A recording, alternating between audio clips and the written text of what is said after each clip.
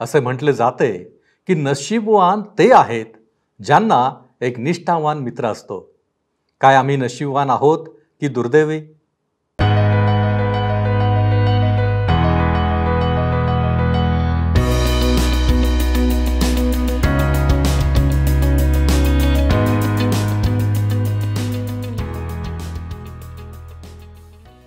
सर्व सृष्टीचा निर्माणकर्ता परमेश्वर याच्या नावाला मान, महिमा आणि गौरव सदा सर्व काळ असो. उपासना कार्यक्रमामध्ये आपले हार्दिक स्वागत. प्रियांनो, या दिवसात आपण शाऊल राजा आणि दावीद यामधील शत्रुत्व पाहत आहोत. दावीदाला मारण्याच्या प्रयत्नात यश येत नाही हे पाहिल्यावर शाऊल अंतर्यामी खूप संतापतो आणि तो उघड कट करू लागतो. परंतु यावेळेस दावीदाचा खरा मित्र योनाथान, जो वास्तविक शाऊलाचाच पुत्र आहे, तो मात्र आपल्या मित्रास वाचविण्यासाठी कटिबद्ध होतो. पुढे दावीद जरी पळून गेला तरी शाऊल त्याच्या मागे लागतो. त्याच्यामध्ये दावीदाला छळण्याची तीव्र इच्छा निर्माण झालेली दिसून येते. काय दावीद स्वतःला शाऊल राजापासून सुखरूप ठेवू शकला? याचे उत्तर शोधण्यासाठी चला आज आपण आपल्या अध्ययनाची सुरुवात करूया. श्रोत्यांनो, शमूएलाचे पहिले पुस्तक ह्याचं अध्ययन आम्ही ह्या दिवसांमध्ये करीत आहोत. 20व्या अध्यायाच्या 1 ते 3 वचनांवर मागच्या कार्यक्रमात आम्ही विचार केला. आज 20वा अध्याय 4थ्या वचनापासून आम्ही पुढे पाहणार आहोत. आम्ही पाहिलं होतं श्रोत्यांनो की दावीद आणि योनाथन हे फार सख्खे मित्र होते. तो दावीदाचा खरा मित्र होता आणि तसा मित्र असणे खरोखर विलक्षण आहे. 20वा अध्याय 4थं वचन सांगतं, योनाथन दावीदास म्हणाला, तुझ्या जीवास वाटेल ते मी तुझ्यासाठी करेन. तो त्याच्याकरिता सर्व काही करण्यास तयार होता. नीतिसूत्रे 18वा अध्याय आणि 24वे वचन सांगतं की जो पुष्कळ मित्र मिळवतो तो आपला नाश करून घेतो, परंतु एखादा असा मित्र असतो की तो आपल्या बंधूपेक्षाही आपणास धरून राहतो. आणि अगदी हीच गोष्ट योनाथानाने दावीदाच्या बाबतीत केली होती. पुष्कदा सखा भाऊ सुद्धा धोका देऊ शकतो, फसवू शकतो, परंतु खरा मित्र तसे करीत नाही. खरा मित्र तो असतो श्रोत्यानो, जो विपत्ती आणि संकटाच्या समयी आमच्या कामी येतो. जेव्हा आम्ही संकटात असतो, विपत्तीत असतो, तेव्हाच आम्हाला खऱ्या मित्राची ओळख पडते. दावीदाचे रक्षण करण्याकरिता योनाथान काहीही करण्यास तयार होता.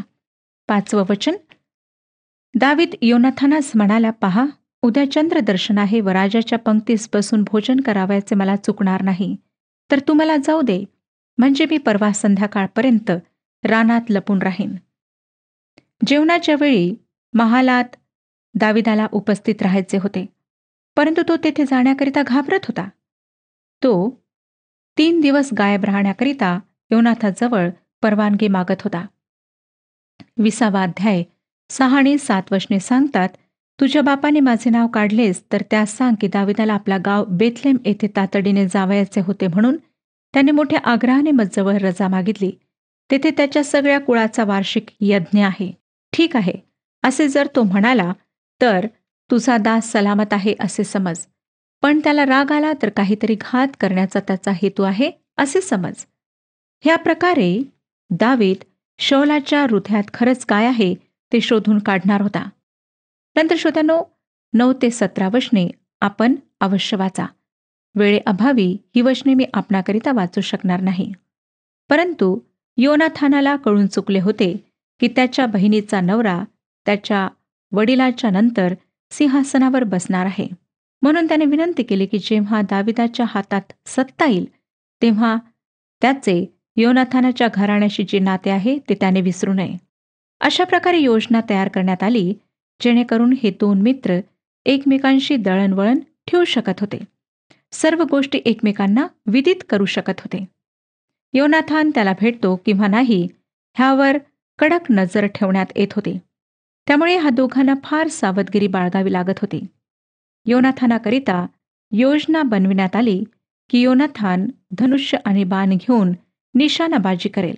जर तो निशाणेबाजीसाठी बाहेर जाईल तर त्यावर कोणालाच इतका संशय येणार नाही, कारण तो एक योद्धा होता.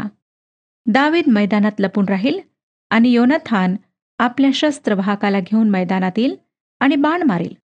जर तो बाणाला दाविदाच्या पलीकडे मारेल तर त्याचा अर्थ की त्याच्या विरुद्धात दुष्ट योजना सुरू आहे आणि त्याने ताबडतोब तेथून पळून जावे.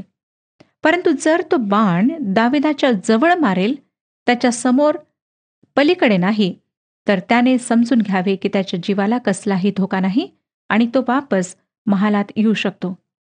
तिसऱ्या दिवशी योनाथान आपला धनुष्यबाण घेऊन मैदानात जातो. त्या ठिकाणी शौलाला कसल्याही प्रकारचा संशय येण्यास काहीच कारण नव्हते की त्याचा मुलगा दाविदाला संदेश पोहोचवित आहे. शौलाबद्दल जे काही सांगण्यात आले ते चांगले नव्हते. शौलाने अगदी स्पष्ट सांगितले होते की तो दाविदाला समाप्त करणार. योनाथानाने मारलेला बाण हवेमध्ये उंच गेला आणि त्याच्या दुसऱ्या बाजूला जाऊन पडला.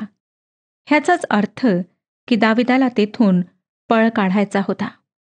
योनाथानाने आपल्या शस्त्रवाहकास सांगितले की जाऊन बाण जो त्याने मारलेला होता तो वापस आण आणि शहरात घेऊन जा. जेव्हा तो शस्त्रवाहक निघून गेला तेव्हा दाविदाने आणि योनाथानाने बोलणे केले. 20 अध्याय 42 वचन मी आपणाकरिता वाचत आहे. 20 अध्याय 42 वचन. तेव्हा योनाथान दाविदास म्हणाला, सुखरूप जा. परमेश्वर तुझ्या माझ्यामध्ये आणि तुझ्या माझ्या संततीमध्ये निरंतर साक्षी असो. आपण दोघांनी परमेश्वराच्या नामाने आणभाग केली आहे. मग तो उठून चालता झाला व योनाथान नगरात गेला.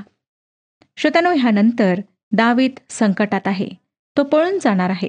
पण दावीद आणि योनाथानाने एकमेकांशी करार केला होता. आम्हाला दिसून येईल की योनाथानाने करारातील आपला जो भाग होता तो पाळला.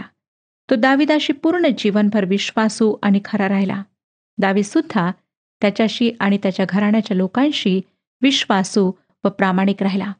नंतर शौल आणि योनाथान दोघांचा बलिष्ठांद्वारे वध होतो आणि दावीद राजगादीवर बसतो. परंतु आम्हाला दिसेल की तो आपला करार पूर्ण करतो. तो करार पाळतो. आता आपण 21व्या अध्यायाकडे वळत आहोत. 21व्या अध्यायात दावीद शौलापुढून पळून जातो ह्याविषयी आम्हाला वाचायला मिळते. श्रोत्यांनो, शौलापासून जेव्हा दावीद पळून गेला तेव्हा तो फार एकलकोंड्या होता. पण त्याचे लोक त्याच्यासोबत होते. खऱ्या अर्थाने तो तसा एकटा नव्हता. 2 ते 4 वचने पहा काय सांगतात. दावीद अहिमलेक याजकास म्हणाला, राजाने मला काही कामगिरीवर पाठविले आहे आणि मला सांगितले आहे की ज्या कामगिरीवर तुला पाठवित आहे आणि तुला जी आज्ञा मी देत आहे ती विषयी कोणास काही कळू देऊ नको. मला अमुक ठिकाणी येऊन मिळा असे मी आपल्या चाकरास सांगितले आहे. तर आता तुझ्याजवळ काय आहे? मला 5 भाकरी दे अथवा जे काही तुझजवळ असेल ते दे. याजक दाविदास म्हणाला, माझ्याजवळ साधारण भाकर नाही तर पवित्र भाकर आहे. तुझ्याबरोबरचे तरुण पुरुष मात्र सियांपासून दूर राहिलेले असले पाहिजे. जरी इस्रायलांचा धर्म परमेश्वराने दिलेला धर्म होता आणि ही जी भाकर होती ती धार्मिक उद्देशाकरिता समर्पित होती, तेथे काही असे पुरुष आले होते ज्यांना भोजनाची आवश्यकता होती.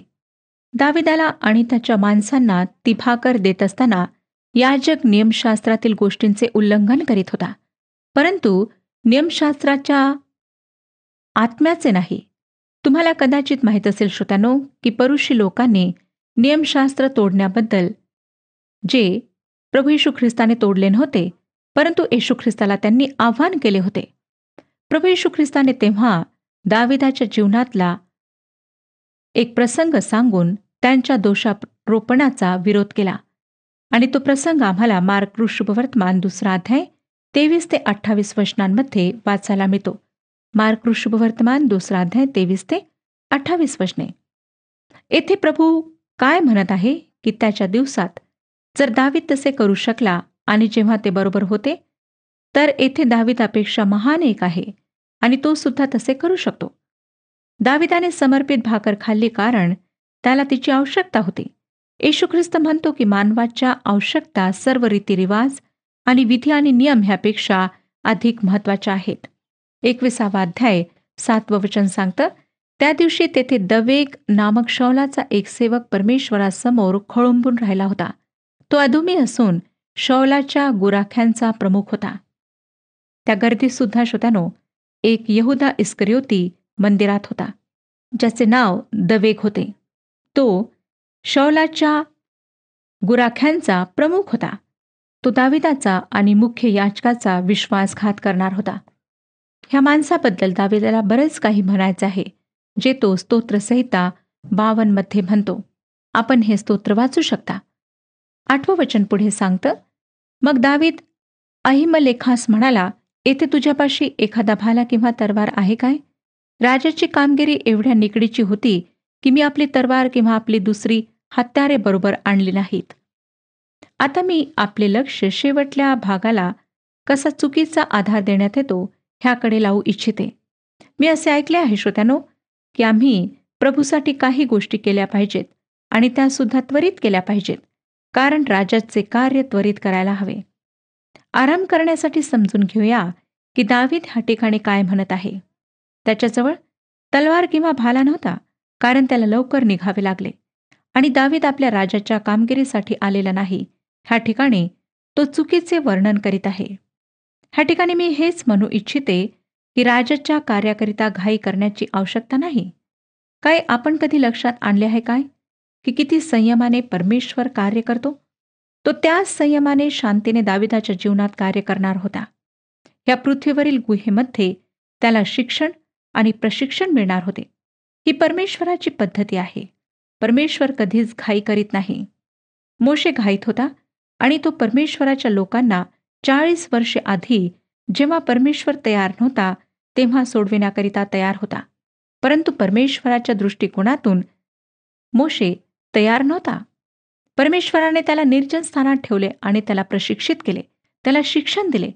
40 वर्षे जोपर्यंत तो पूर्णपणे तयार झाला नाही, तोपर्यंत परमेश्वराने त्याला तिथे ठेवले.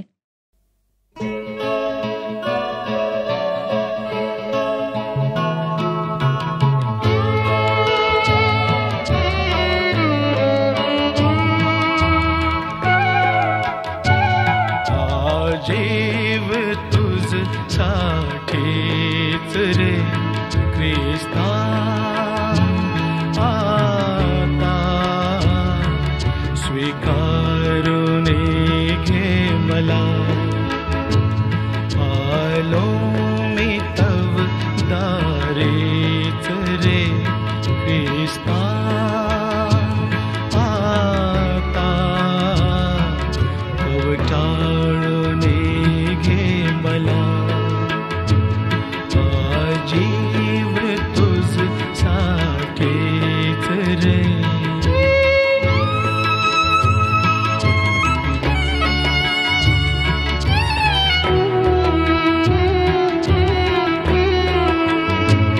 जगी नाही कोणी भेटला, जीवलग सखा तुझ सारखा.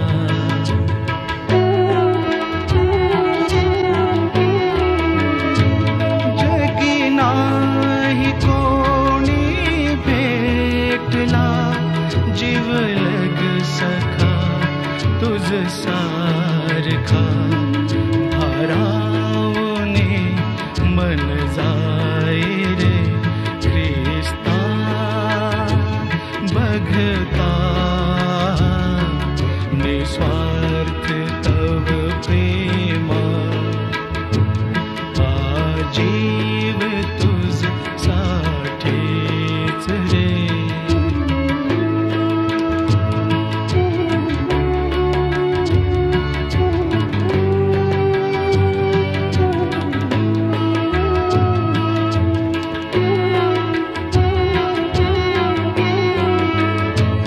हे पाप माझे आजला, ने कुठे न कळे मला.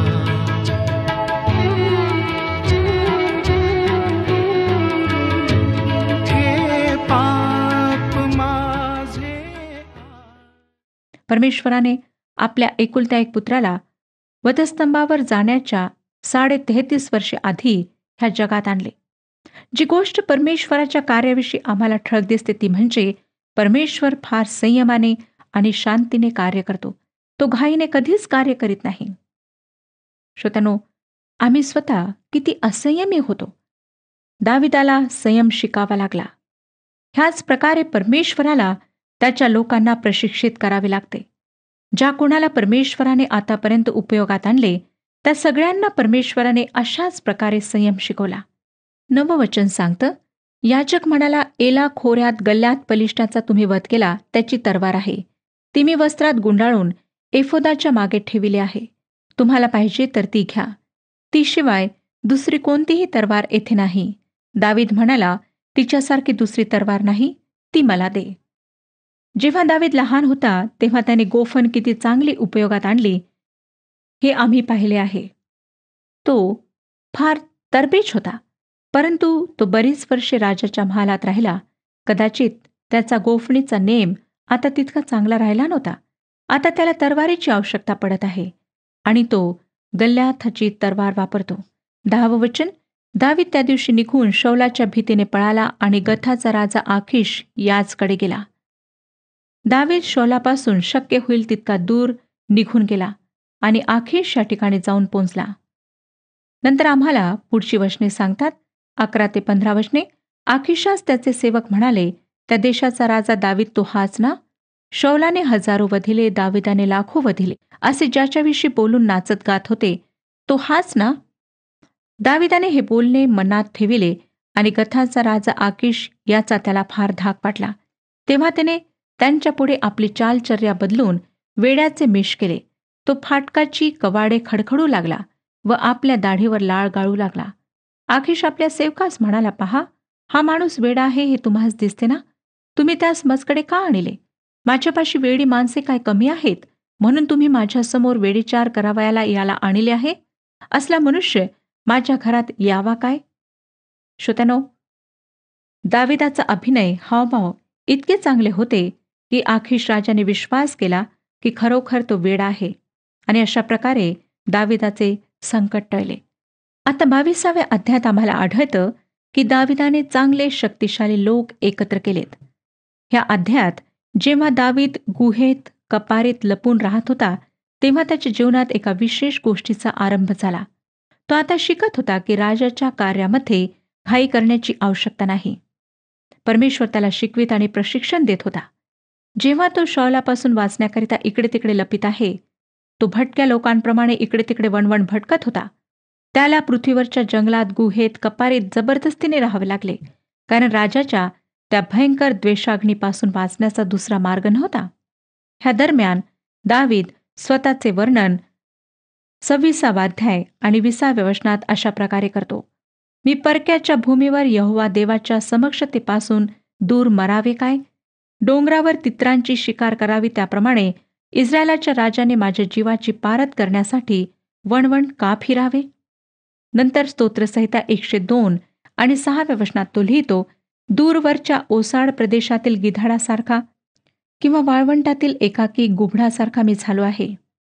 तसेच स्तोत्रसंहिता 57:4 मध्ये तो लिहितो, क्रूर सिंहांनी ज्यांचे दात तीक्ष्ण भाले आणि बाण आहेत, ज्यांची जीभ तलवारीसारखी आहे, अशा तामसी स्वभावाच्या माणसांनी मला घेरले आहे. तसेच स्तोत्रसंहिता 57 अध्याय 6व्या वचनात तो म्हणतो, दररोज संध्याकाळी ते टहळणी करण्यासाठी येतात, कुत्र्याप्रमाणे गुरगुरत नगराभोवती ते हिंडतात. ह्या वर्षांमध्ये दावीद शौलापासून पळून जाऊन थकून गेला होता. जेव्हा शौलाने त्याच्याकरिता फार समस्या निर्माण केली तेव्हा तो अद्दुल्लाम ह्या गुहेत, जी येरुशलेमेच्या दक्षिणेकडे फिलिस्तिया आणि हेब्रोन ह्या खोऱ्यात आहे, तेथे जाऊन लपला. 22वा अध्याय पहिली 2 वचने सांगतात, दावीद तेथून निसटून निघाला आणि अद्दुल्लामाच्या गुहेत गेला. हे ऐकून त्याचे भाऊ व त्याच्या बापाच्या घरची सर्व माणसे त्या गुहेत त्याचकडे गेली. विपन्न, कर्जबाजारी व जीवाला त्रासलेले असे सर्व लोक त्याचपाशी जमा झाले. तो त्यांचा नायक झाला. सुमारे 400 पुरुष त्याच्यापाशी जमले. श्रोत्यानो, दाविदामध्ये आणि येशू ख्रिस्तामध्ये फार सुंदर तुलना आम्ही ह्या विशिष्ट काळाच्या दरम्यान करू शकतो. जेव्हा दाविदाचे जीवन फार कठीण समस्यांनी भरले होते, त्याला नाकारण्यात आले होते. हा 10 वर्षाचा काळ होता. दाविदाच्या जीवनातल्या ह्या काळाची आमच्या प्रभूच्या वर्तमान स्थितीशी तुलना करता येते. तुम्ही आणि मी अशा काळात राहत आहोत ज्यामध्ये आमच्या प्रभू येशू ख्रिस्ताला लोकांनी नाकारिले आहे. ह्या जगाने येशू ख्रिस्ताला नाकारिले आहे, ज्याप्रमाणे दाविदाला नाकारण्यात आले होते आणि तो भटक्यासारखा वणवण भटकत होता. शॉल, त्याचे शत्रू, दूरवर होते आणि श्रोत्यानो, आमचा शत्रू सैतान सुद्धा दूरवर आहे. आम्ही आताच वाचले की दुर्दर्शेने ग्रासित, कर्जबाजारी आणि गरजवंत ह्या 3 वर्गाचे लोक दाविदाच्या काळात सुद्धा होते. तेथे असे सुद्धा लोक होते जे दुर्दर्शित होते. शॉलाद्वारे त्यांचा छळ झाला होता, ज्यांच्यावर जुलूम करण्यात आले होते.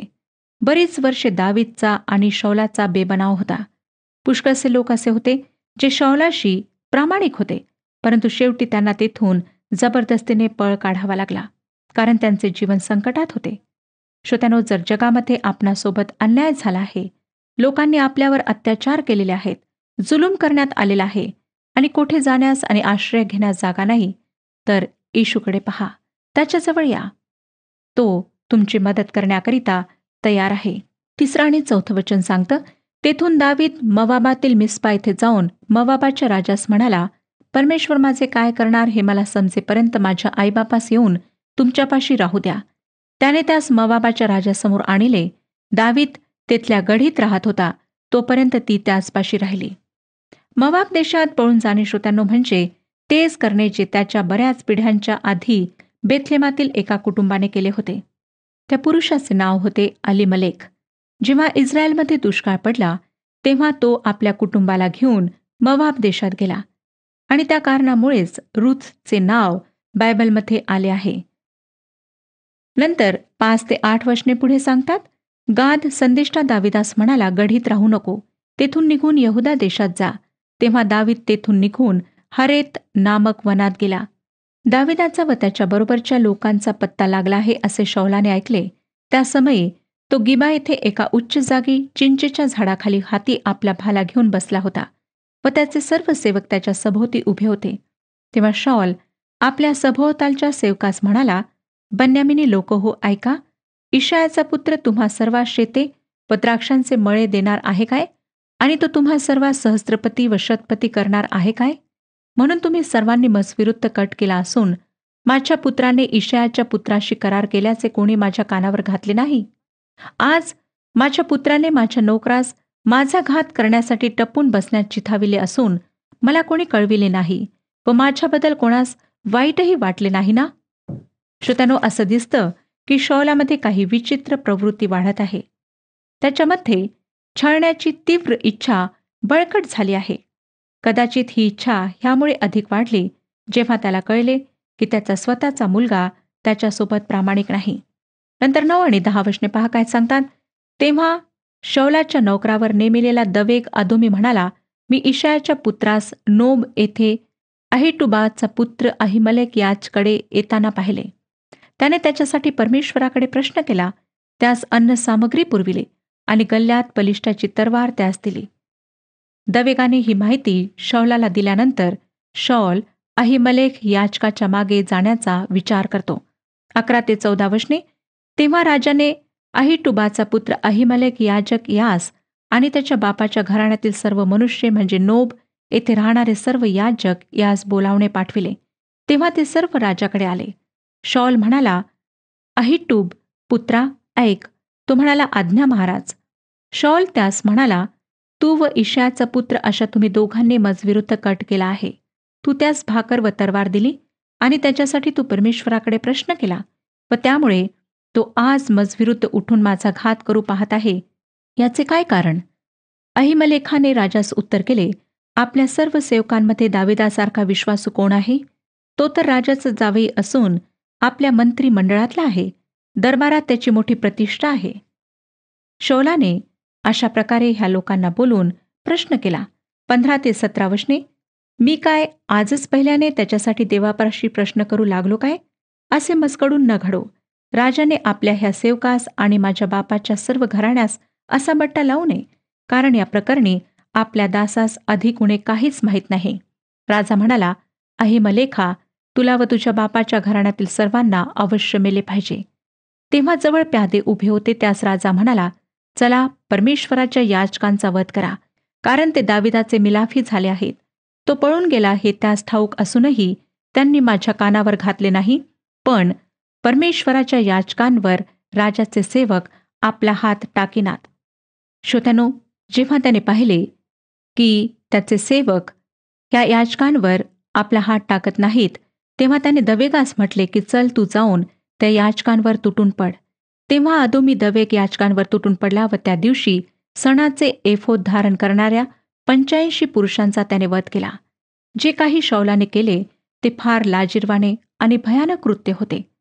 जर ह्याआधी परमेश्वराने त्याला नाकारिले नसते तर अवश्य ह्यावेळी जेव्हा त्याने इतके भयंकर कृत्य केले त्यावेळी नाकारिले असते. श्रोत्यानो, नोबावर तरवार चालून पुरुष व स्त्रिया, मुले व तान्ही बाळे, बैल, गाढवे व मेंढरे या सर्वांचा सप्पा त्याने उडविला. तरी पण अहिटू पुत्र अहिमलेक याच्या पुत्रांपैकी अब्याथार नावाचा एक पुत्र निभावून दाविदाकडे पळून गेला. शौलाने परमेश्वराच्या याचकांचा वध केला हे वर्तमान अब्याथाराने दाविदास सांगितले. दावीद अब्याथारास म्हणाला, ज्या दिवशी अदोमी दवेग तेथे होता त्याच दिवशी मी ताडिले की हा निश्चय शौलास सांगेल. तुझ्या बापाच्या घराण्यातल्या सर्व माणसांच्या मरणास मी कारण झालो आहे. भिऊ नको, मज बरोबर रहा, कारण जो तुझा जीव घेण्यास पाहत आहे तो माझाही जीव घेण्यास पाहत आहे. माझ्यापाशी तू सुरक्षित राहशील. अशा प्रकारे संकटाच्या समयी सुद्धा दाविदाने त्याला सांत्वना दिली, त्याला हिंमत दिली. श्रोत्यानो, ह्या प्रकारची सेवा आम्ही सुद्धा करू शकतो जेव्हा आम्ही स्वतः परमेश्वरावर विश्वास ठेवून सर्व संकटांचा सामना करतो. इतरांना आम्ही धैर्य देऊ शकतो, धीर देऊ शकतो, कारण आम्हाला माहीत असतं की आमचा जिवंत परमेश्वर आमच्या सोबत आहे. परमेश्वर आपणा सर्वांस आशीर्वाद देवो. हा कार्यक्रम आपणास आवडला काय? आता आम्हाला एक मिस कॉल करा आणि आपण पुढील विजेता होऊ शकता.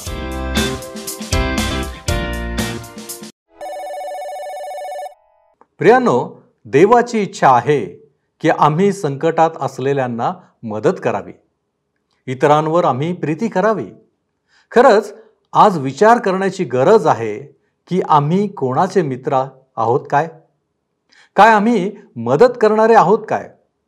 तसेच इतरांचा छळ करण्याची वृत्ती तर आमची नाही ना? योनाथान आणि दावीद यांनी परस्परांना वचन दिले आणि त्यांनी पाळलेही. काय आम्ही दिलेले वचन पाळणारे आहोत? आपण आत्मपरीक्षण करूया. आपण प्रार्थना करू. आमच्यावरती प्रीती करणाऱ्या आमच्या महान प्रेमळ परमेश्वरा, आज या अध्ययनाच्या द्वारे तू आमच्याशी बोललेला आहेस. तू आमच्या अंतःकरणाला स्पर्श केलेला आहेस. होय प्रभूजी, आमच्या अंतःकरणामध्ये योग्य विचार असावेत आणि प्रभूजी तुला आवडणाऱ्या गोष्टी यांचाच आम्ही सतत विचार करावा. होय प्रभूजी, यासाठी आम्ही आज तुझ्या चरणापाशी आलेलो आहोत. प्रभू परमेश्वरा, आमच्या या जीवनामध्ये तू आम्हाला सहाय्य कर की जेणेकरून प्रभूजी आमची प्रत्येक कृती ही तुला आवडणारी होऊ शकेल. आणि होय प्रभूजी, खऱ्या अर्थानं तू आमचा मित्र देखील आहेस. होय बापा, आज आम्ही तुला विनंती करतो, तुला आम्ही प्रार्थना करतो, आमच्या जीवनामध्ये तू आम्हाला सुखरूप असं ठेव. आणि परमेश्वरा, सर्व संकटांपासून तू आमचा बचाव कर, आमचं संरक्षण कर. आमची खात्री आहे तू आमची काळजी घेणारा देव आहेस आणि म्हणून सर्व मान, महिमा, गौरव आम्ही तुला देतो. आणि या विनंत्या येशू ख्रिस्त आमचा प्रभू याच्याद्वारे मागतो म्हणून तू ऐक. आमेन. प्रभूची प्रीती आपणा प्रत्येकामध्ये वाढून विपुल होवो.